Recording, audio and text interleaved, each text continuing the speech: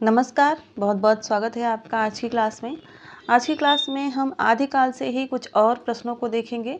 पिछले टेस्ट भी आदिकाल पर हुए हैं, तो उनको भी देख लीजिएगा। थोड़ा सा साहित्य छूट रहा था आदिकाल के टेस्ट के लिए, तो मैंने सोचा कि एक और आदिकाल का टेस्ट हो जाए, जिसमें लौकिक साहित्य आता है, विद्यापति आते हैं, अमीर खुसरो हैं। तो इनसे संबंधित जो टेस्ट है, जो प्रश्न हैं वो छूट रहे थे, तो इस क्लास में मैंने उनको ऐड कर लिया है। चलिए देखते हैं पहला प्रश्न। पहला प्रश्न है, अमीर खुसरो का जन्म समय कौन सा है? इसमें से आपको बताना है अमीर खुसरो का जन्म समय क्या है। 1255 ईस्वी, 1245 ईस्वी, 1256 ईस्वी या 1253 ईस्वी। इम्पॉर्टेंट प्रश्न है क्योंकि बहुत ही प्रसिद्ध रचनाकार हुए हैं अमीर खुसरो, तो इनका जन्म और निधन का समय तो आपको याद ही होना चाहिए। सही उत्तर हो जाएगा 1255 ईस्वी। अमीर खुसरो का जन्म हुआ था 1255 ईस्वी में। एटा जिले के पटियाली गांव में हुआ था, इसका भी ध्यान दीजिएगा। अगला प्रश्न है कि अमीर खुसरो का निधन वर्ष क्या है? 1324 ईस्वी, 1325 ईस्वी, 1326 ईस्वी या 1327 ईस्वी। यानी इनका निधन कब हुआ था आपको बताना है। अमीर खुसरो का निधन कब हुआ था? सही उत्तर है 1324 ईस्वी में। बढ़ते हैं अगले प्रश्न की तरफ। प्रश्नों को हम जल्दी जल्दी करेंगे ताकि कम समय में ज़्यादा से ज़्यादा प्रश्न हो जाए।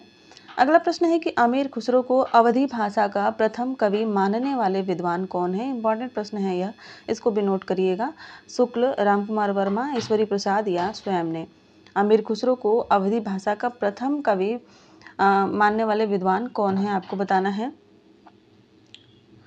और इसका सही उत्तर हो जाएगा रामकुमार वर्मा। यह जो है इनको अवधी भाषा का प्रथम कवि मानते हैं। अगला प्रश्न देखते हैं। प्रश्न संख्या 4 है कि अमीर खुसरो को तुर्के अल्लाह की उपाधि किसने दी? यह भी महत्वपूर्ण प्रश्न है। अलाउद्दीन खिलजी ने, निजामुद्दीन औलिया ने, मौलाना रशीद ने या इनमें से किसी ने भी नहीं। अमीर खुसरो को तुर्के अल्लाह की उपाधि किसने दी थी? और इसका सही उत्तर है अलाउद्दीन खिलजी ने। अलाउद्दीन खिलजी ने अमीर खुसरो को तुर्के अल्लाह की उपाधि दी थी। अगला प्रश्न है, प्रश्न संख्या 5 है। खुसरो ने एक कथन है और आपको बताना है कि यह कथन किसका है कि खुसरो ने लोक रुचि को ध्यान में रखकर साहित्य रचना की है। उनकी रचनाओं में तत्कालीन संस्कृति की झलक विद्यमान है। वे सही अर्थों में जनकवि थे। तो आपको बताना है यह कथन किसका है। शुक्ल जी का, बाबू गुलाब राय का, हजारी प्रसाद द्विवेदी का या डॉक्टर बच्चन सिंह का। खुसरो ने लोक रुचि को ध्यान में रखकर साहित्य रचना की है। उनकी रचनाओं में तत्कालीन संस्कृति की झलक विद्यमान है। वे सही अर्थों में जनकवि थे। यह कथन है बाबू गुलाब राय का। इम्पॉर्टेंट प्रश्न है क्योंकि सिर्फ थोड़ा सा कथन देकर पूछा जा सकता है। इतना ही कथन कि अमीर खुसरो को जन कवि किसने कहा है, तो बाबू गुलाब राय हो जाएंगे। इस तरह से भी प्रश्न पूछा जा सकता है, तो इसको भी आप लोग ध्यान रखिएगा। अगला प्रश्न, प्रश्न संख्या 6 है। ढोला मारूरा दोहा के रचनाकार कौन है? कल्लोल, कुशल लाभ, अब्दुल रहमान या इनमें से कोई नहीं। ढोला मारूरा दोहा के रचनाकार कौन है? सही उत्तर है कल्लोल कवि। कल्लोल कवि की रचना है ढोला मारूरा दोहा और रचना काल है 1473 ईस्वी। अगला प्रश्न है कि ढोला मारूरा दोहा के संकलनकर्ता कौन है? श्री राम सिंह, नरोत्तम स्वामी, कुशल लाभ और सूर्यकरण पारिक। ढोला मारूरा दोहा के संकलनकर्ता कौन है? सही उत्तर है इसका कुशल लाभ। कल्लोल कवि ने लिखा था और कुशल लाभ ने इसका संकलन किया था। संकलन कब किया था? 1561 ईस्वी में किया था। तो यहाँ से भी प्रश्न बन सकता है कि ढोला मारूरा दोहा का संकलन कुशल लाभ ने कब किया था? तो 1561 ईस्वी में किया था। यहाँ से भी आपके प्रश्न बन जाएंगे। अगला प्रश्न देखते हैं। प्रश्न संख्या 8 है। विद्यापति को पंचानन की उपाधि किसने दी? यह भी महत्वपूर्ण प्रश्न है। हजारी प्रसाद द्विवेदी ने, हरप्रसाद शास्त्री ने, शिव सिंह सेंगर ने या बाबूराम सक्सेना ने। विद्यापति को पंचानन की उपाधि किसने दी थी आपको बताना है। और इसका सही उत्तर हो जाएगा हजारी प्रसाद द्विवेदी जी ने। हजारी प्रसाद द्विवेदी जी ने इनको पंचानन कहा है। अगला प्रश्न है बसंत विलास रचना में कुल कितने छंद हैं? 84, 85, 86 या 87। बसंत विलास जो रचना है इसमें स्त्रियों पर बसंत के प्रभाव का वर्णन है कि किस तरह से स्त्रियों पर बसंत का प्रभाव पड़ता है, और आपको बताना है कि इसमें कितने छंद हैं। सही उत्तर है 84। यह 84 छंदों की रचना है और इसकी भाषा जो है ब्रज है, और इसके रचनाकार अज्ञात हैं, यानी नहीं पता है कि किसकी रचना है। अगला प्रश्न देखते हैं। प्रश्न है, विद्यापति को भक्त कवि मानने वाले विद्वान नहीं हैं। बहुत ही इंपॉर्टेंट प्रश्न है यह, इसको नोट करिएगा आप लोग। विद्यापति को भक्त कवि मानने वाले विद्वान इनमें से कौन से नहीं हैं? हजारी प्रसाद द्विवेदी, श्याम सुंदर दास, ब्रजनंदन सहाय और आचार्य रामचंद्र शुक्ल। इसमें से कौन से हैं जो विद्यापति को भक्त कवि नहीं मानते हैं? सही उत्तर है इसका आचार्य रामचंद्र शुक्ल। रामचंद्र शुक्ल विद्यापति को भक्त कवि नहीं मानते हैं, यह मानते हैं इनको श्रृंगारिक कवि। तो प्रश्न ऐसे भी बन सकता है कि विद्यापति को आचार्य रामचंद्र शुक्ल कौन सा कवि मानते हैं? ठीक है, तो यहाँ से हो जाएगा ये श्रृंगारिक कवि मानते हैं। अगला प्रश्न देखते हैं। प्रश्न संख्या 11 है, विद्यापति को रहस्यवादी कवि कौन मानते हैं? राम कुमार वर्मा, सुभद्रा झा, बच्चन सिंह और जॉर्ज ग्रियर्सन। इसमें से कौन विद्वान जो है विद्यापति को रहस्यवादी कवि मानते हैं? और इसका सही उत्तर हो जाएगा जॉर्ज ग्रियर्सन। जॉर्ज ग्रियर्सन जो है इनको रहस्यवादी कवि मानते हैं, बल्कि जबकि राम कुमार वर्मा, सुभद्रा झा और बच्चन सिंह ये तीनों जो हैं इनको श्रृंगारिक कवि मानते हैं। अगला प्रश्न देखते हैं। प्रश्न संख्या 12, कौन सी रचना एवं भाषा सुमेलित नहीं है? कीर्तिलता अवहट्ट, पदावली मैथिली, भू परिक्रमा अवधि और पुरुष परीक्षा संस्कृत। आपको बताना है कि इसमें से कौन सी रचना और उसकी भाषा सुमेलित नहीं है। सही उत्तर है भू परिक्रमा। यह संस्कृत रचना है, इसकी भाषा संस्कृत है। ये सभी रचनाएं जो हैं विद्यापति की हैं। अगला प्रश्न देखते हैं। प्रश्न है, संदेश रासक में कितने सर्ग हैं? 4 सर्ग हैं, 5 है, 3 है या 8 हैं? कितने सर्ग हैं संदेश रासक में? सही उत्तर है इसका 3।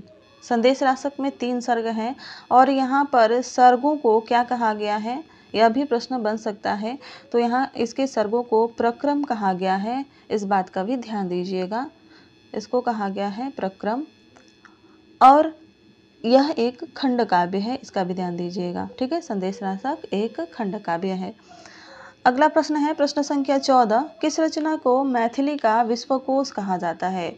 उक्ति व्यक्ति प्रकरण को, वर्ण रत्नाकर को, पदावली को और राउल बेल को। किसको कहा जाता है मैथिली का विश्वकोश? सही उत्तर हो जाएगा वर्ण रत्नाकर। वर्ण रत्नाकर को मैथिली का विश्वकोश कहा जाता है, और यह ज्योतिश्वर ठाकुर की रचना है। अगला प्रश्न देखते हैं। अगला प्रश्न है, पौमचर्यों में श्लोकों की संख्या कितनी है? यह भी पूछा जा सकता है प्रश्न। ऑप्शन में है 10,000, 11,000, 12,000 या 8,000। पौमचर्यों में कितने श्लोक हैं आपको बताना है। सही उत्तर है इसका 12,000। पौमचर्यों में 12,000 श्लोक हैं, 5 कांड हैं और 90 संधियां हैं। तो ये चीज़ें आप लोग नोट कर लीजिएगा, ये परीक्षा में पूछी जा सकती हैं। या तो यह पूछा जा सकता है कि पौमचर्यों में कितने कांड हैं, तो 5 कांड हैं, और ये भी पूछा जा सकता है कि कितनी संधियां हैं, तो इसमें 90 संधियां हैं। कमेंट करके बताइएगा कि यह किससे संबंधित हैं। ठीक है, यानी इसमें किसका वर्णन है, भगवान राम का या भगवान श्री कृष्ण का या किसी और का। अगला प्रश्न देखते हैं। प्रश्न संख्या 16 है, कुमारपाल चरित किसकी रचना है? हेमचंद्र की, स्वयंभू की, पुष्पदंत की या दामोदर शर्मा की? कुमारपाल चरित किसकी रचना है? सही उत्तर हो जाएगा हेमचंद की। हेमचंद की रचना है। अगला प्रश्न देखते हैं। प्रश्न संख्या 17 है, दोहा पाउड़ किसकी रचना है? राम सिंह की, महचंद मुनि की, हरिभद्र सूरी की या जयानक कवि की? दोहा पाहुड़ किसकी रचना है? सही उत्तर है महचंद मुनि की। दोहा पाहुड़ महचंद मुनि की है। ध्यान रखिएगा, आपको याद आ रहा होगा पाहुड़ दोहा जो कि राम सिंह की रचना है। यहाँ पर पूछा जा रहा है दोहा पाहुड़, तो यह मिलते जुलते नाम वाली रचना है और यह है महचंद मुनि की। तो इसको भी आप लोग जरूर ही याद कीजिएगा। अगला प्रश्न देखते हैं। अगला प्रश्न है, रासो या रासव काव्य मूलतः रस कथाएं हैं, वीर या किसी एक अन्य रस से अनिवार्यतः संबंधित नहीं है। तो आपको बताना है यह कथन किस विद्वान का है। हजारी प्रसाद द्विवेदी का, आचार्य रामचंद्र शुक्ल का, डॉक्टर बच्चन सिंह का या राम स्वरूप चतुर्वेदी जी का। यह कथन किस विद्वान का है।